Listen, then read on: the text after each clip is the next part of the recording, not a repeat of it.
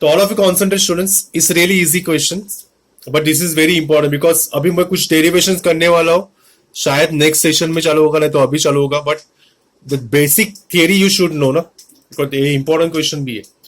तो student what is the next question, what is interference fringe. मतलब हम लोग, मेरा क्वेश्चन क्या था कि सर इंटरफेरेंस तो we understood constructive interference and destructive interference, पर हम लोग सीखने क्या वाले, करने क्या वाले. तो उसमें से first part I want to explain you, we are going to deal with what fringe और fringes. अभी नेक्स्ट क्वेश्चन क्या होता है, अरे सर ये फ्रिंज और फ्रिंजेस होता क्या है वो तो बताओ. तो स्टूडेंट्स यहाँ पे मैं एग्जांपल के तौर पे थोड़ा निकालने वाला डायग्राम, तो आपको पता चलेगा. Students suppose this is what wave, suppose source S1, source S2, and this is what screen. अभी क्या हो रहा है, यहां से वेव जा रही है, ऐसा कुछ तो आ रही है यहां तक, एग्री. यहां से भी वेव आ रही है, this point is suppose point P. अभी आप बोलोगे कि वेव के एक ही जगह पे जाती है क्या, ऐसे तो ये वेव तो किधर भी जाएगी, they can go here also straight. Okay, let this wave भी रेड से निकलता हुआ पता चल जाएगा.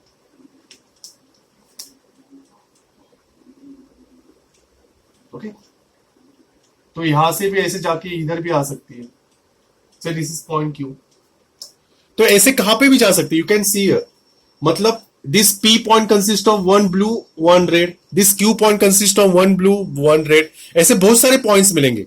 Here you will get too many points, here you will get what, too many points. तो ऐसे वक्त में हमें क्या मिलता है आपको बताता हूं मैं. Suppose this is what screen, this point is what, bright. Suppose I will say bright को blue से दिखा दे. Okay, then I will get what, dark, नीचे dark. Okay, again you will get what, bright.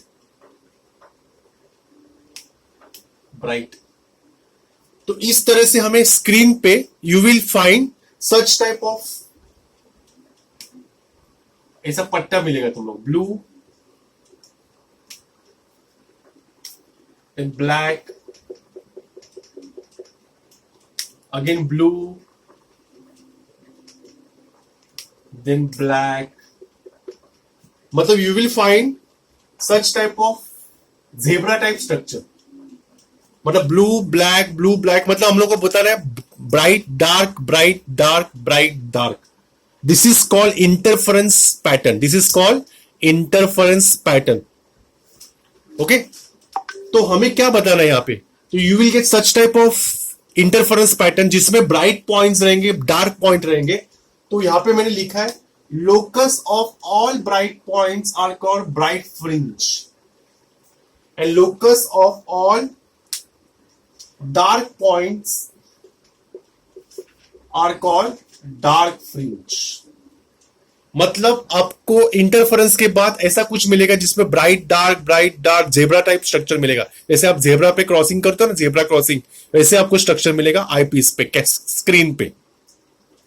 Okay, तो ये आपको याद रखना है कि इंटरफेरेंस के पैटर्न के बाद क्या मिलने वाला है. And the next fourth point is what, अभी आप देख सकते हो this is what successive bright point, तो उसको बोलते हैं फ्रिंज विड्थ. क्या बोलते हैं, फ्रिंज विड्थ.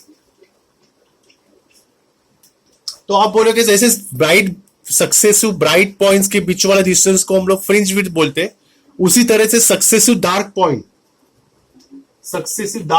के बीच वाले डिस्टेंस को भी हम लोग क्या बोलेंगे, फ्रिंज विड्थ, W. तो what is definition of fringe width, definition of fringe width is what, distance between two successive bright और dark fringe is called fringe width. ये याद रखना. तो अभी हम लोगों ने क्या सीखा, इंटरफेरेंस के बाद on the screen we will get dark bright like this. Such pattern is called interference pattern. There we found number of bright points, locus of all bright points is called bright fringe. Similarly, we will get dark points also. The locus of all dark points is called dark fringe. Then definition of fringe width is what? Distance between two successive bright fringe or distance between two successive dark fringe is called fringe width. This is called English technical words. इस ये लिखने से आपको marks मिलेंगे. Then next question from students बोलते sir ये मिलेगा कैसे. तो मैंने बोला दो सोर्स ले लो S1 और S2. तो खुशी ने पूछा, खुशी बोली कि सर अगर मैंने एक बल्ब लिया 50 वॉट का, सेकेंड बल्ब लिया 60 वॉट का, चलेगा क्या. मैं बोलूंगा नहीं चलेगा. मतलब इस दो सोर्सेस में कुछ ना कुछ तो सिमिलर होना चाहिए. तो क्या सिमिलर होना चाहिए. तो यहां पे मैंने लिखा है their amplitude should be same. ऐसे भी नहीं मिलता इंटरफेरेंस पैटर्न. ऐसा होता तो घर में डार्क ब्राइट मिलता, बिकॉज घर में तो बहुत सारे हम लोग बल्ब जलाते, दो और दो से ज्यादा. तो हमें ऐसा कुछ दिखता है कि डार्क ब्राइट. नो. तो query is what, two sources of light should be what of same amplitude, same frequency. और दूसरा और एक उसने लिखा है which are always in phase. अगर इन फेज नहीं रहेगा तो with a constant phase difference. ये मैंने जो अंडरलाइन किया that is very important. Circle वाला देखो, मैंने सर्कल क्या क्या किया है. सर्कल वाला चीज आर कॉल्ड टू सोर्सेस की कंडीशन होनी चाहिए. To sources should be of same amplitude, same frequency, in phase, or phase difference should be what? Constant with respect to time. Such sources are called coherent sources. Students, this definition is very important. लिखो Feb 2021. Coherent sources are those sources in which the two waves of same frequency, same amplitude, in phase or constant phase with respect to time. Such sources are called coherent sources. Okay? तो coherent sources मिलता कैसे है. Next question खुशी से, खुशी और somewhat श्रुति दमाने ने पूछा सर ये मिलता कैसे है coherent sources. तो there are two methods.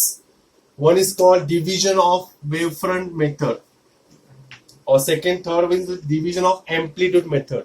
तो इसमें करते क्या है, वेवफ्रंट के टुकड़े करते. कैसे टुकड़े करेंगे आई विल टेल यू. ज्यादा कुछ एक्सप्लेनेशन नहीं है, सिर्फ याद रखना division of wavefront method and second one is called division of amplitude method. I will tell you कैसे करते हैं, but these are what some explanation about coherent sources and interference fringe. Hope so you understood.